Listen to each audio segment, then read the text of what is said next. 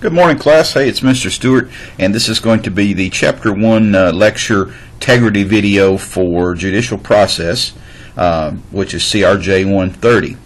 Now, a couple things I want to say here right off the bat, and the fact is that in these lectures, I'm not going to cover every single thing in the book. I'm not going to rehash exactly what's in your chapters. I'm going to try to give you a little bit different explanation, or a better explanation for some of the things that may be usually viewed by students to be kind of muddy waters a little bit. So make sure that you're reading your chapters. These integrity lectures will not take the place of reading your chapters. You must read those chapters.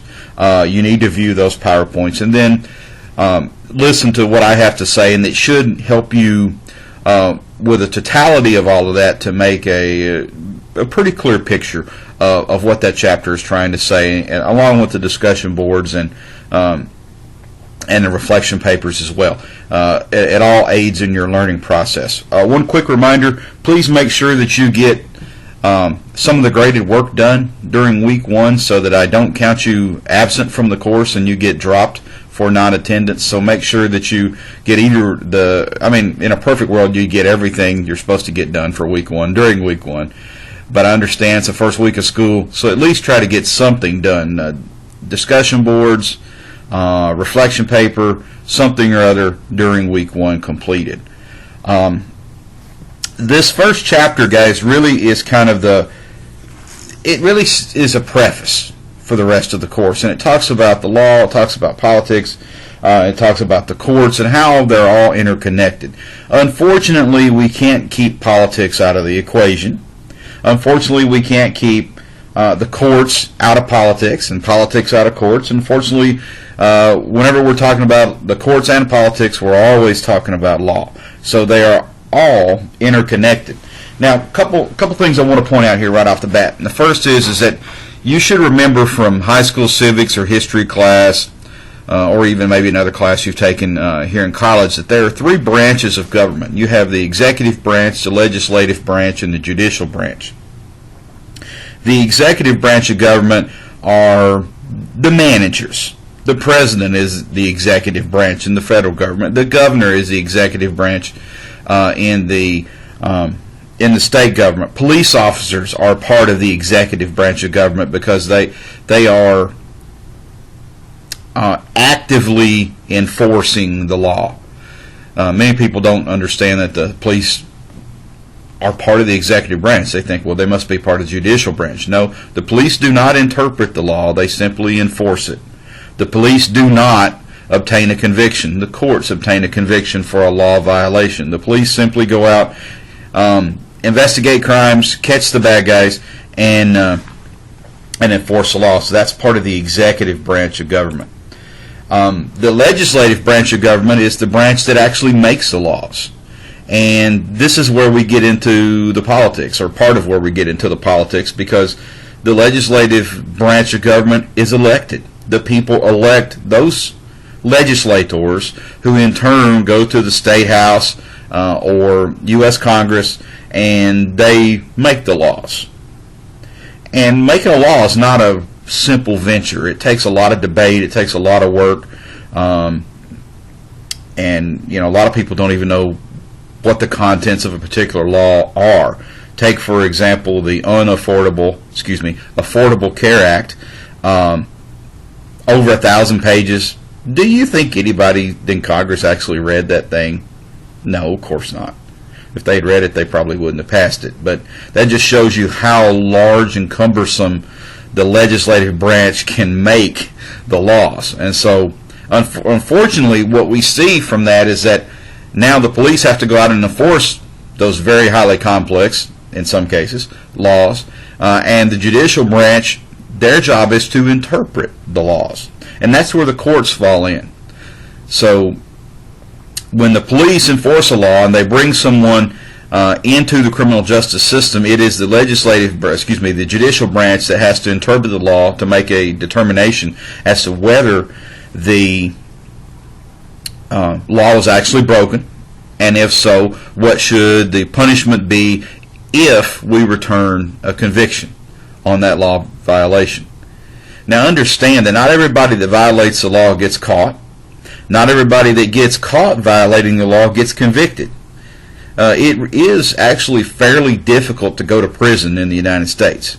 The media would like you to think differently, but if you take 1,000 offenses that occur on any given day in the United States, only about 500 of them are reported. So that means 500 people got away with something right off the bat just because nobody reported the offense. Out of those 500 people, we will send probably 15 to 20 of those people to prison out of 500 people that we actually report for a crime. So it is pretty difficult, and going to prison is actually a fairly rare occurrence. The only reason that we hear about prison overcrowding and the issues with prisons is because the media picks up on it. And the fact is, we do have a large population in this country, and for let's say 20 people out of every 1,000 go to prison, it doesn't take too long before, when you look at how many million people we have in this country, before that adds up to a large prison population. But still, it's a small representative sample of what we see population-wise across the country. So that just gives you a little bit of an idea of the picture of these three branches of government. Now, we also need to talk for just a minute about the Constitution. Now, I'm not talking only about the U.S. Constitution, but state constitutions. Every state has a constitution, and then, of course, we have a federal constitution. The Constitution is the building block of law for each representative political entity that it is written for. So the Alabama State Constitution is the building block of criminal law and judicial process in the state of Alabama, just like the U.S. Constitution is the same for the government. It is probably one of the most powerful symbols of our government because every state has one, and then the U.S. Constitution guarantees us some rights that are immutable rights. I mean, that's the guaranteed rights that we have as a citizen of the United States. So just understand that what happens is when legislative bodies make laws and then somebody gets charged with that law violation, in many cases the courts have to look at that particular law at some point, especially the Supreme Court, whether it be the state Supreme Court or the U.S. Supreme Court, to determine the constitutionality of that law. Is that law fair? Does it meet the requirements of what law needs to meet in order for it to really be enforced and really be interpreted? And we've seen that some laws have been passed in many states, as well as federal laws, that were deemed unconstitutional at some point, and therefore they have since been repealed, and now we allow certain actions that maybe we didn't allow prior to that. So make sure you read the textbook and you go over those three branches of government. Also understand that politics is involved. And I told you that a few minutes ago. Politics is involved in judicial process because the people that make the law are politicians. Many of the judges that we see are also elected, so therefore they are politicians too. And politicians, as we all know, typically engage in behaviors that try to keep their constituency happy, which means they want to keep getting reelected. They're not necessarily there, at least for the long haul, to make everybody happy, but they're there to, or maybe even follow the law, but they're there to try to keep getting reelected.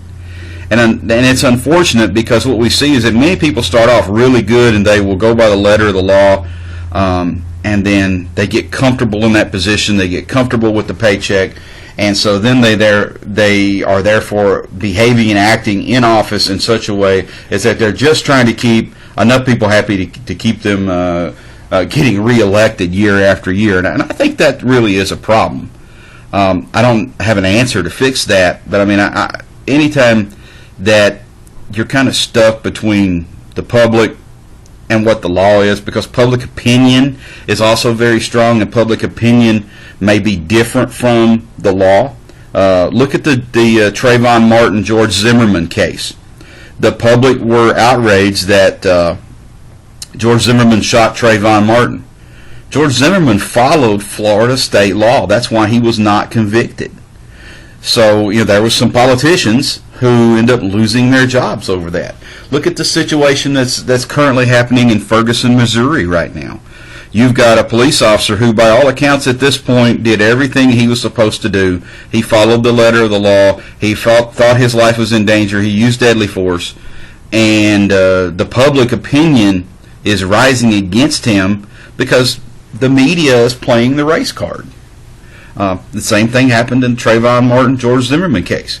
So, it's just interesting to see this dynamic that happens because politics enters the equation in judicial process. And of course, the media is almost identically responsible because they don't always report the truth. They report what sounds good. They report what gets them ratings, but they don't always necessarily report the truth.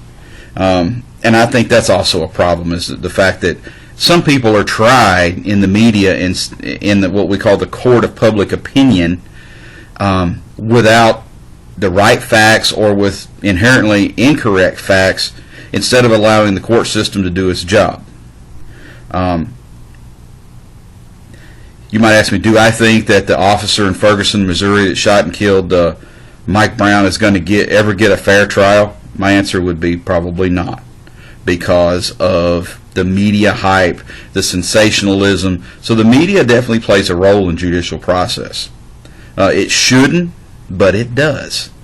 And so when you start taking all of these things together, the media, politics, the executive branch, the legislative branch, the judicial branch, and you put them all in a pot, and what you have is our system of criminal justice that is definitely not perfect, but it works better than any other system anywhere in the world. And I guess that's the fortunate thing about our system. It's not without its problems. It has lots of problems, and we just touched on a few of those. And as you read this chapter this week, please think about those things that I said and try to put things in perspective, and then answer that discussion question in a really honest manner here this week, so that we start getting an idea about what each of us are thinking about how the criminal justice and the judicial system works.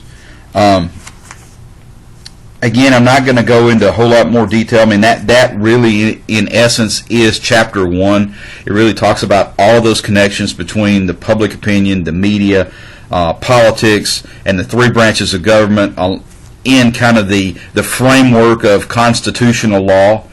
So if you have questions, problems, or concerns, please reach out to me. You can text me, you can send me an email, of course, message, or whatnot. I will also try to get these videos posted on Monday from here on out, just so that you have all week to, if you need to go back and look at it, you have more time for that. This week, start of school's just been crazy, so again, I apologize for it being Wednesday, and I'm just now getting the chapter 1 video up here. But honestly, you probably should view my video maybe after you've read some of the material, and then go back and reread something after you've heard what I had to say. Because what I don't want to do is taint your understanding of the readings until after you've had a chance to ponder the readings a little while yourself. All right, guys. Remember, reach out if you need help, and I will see you next week in the Chapter 2 Integrity Lecture. Have a good week. Bye-bye.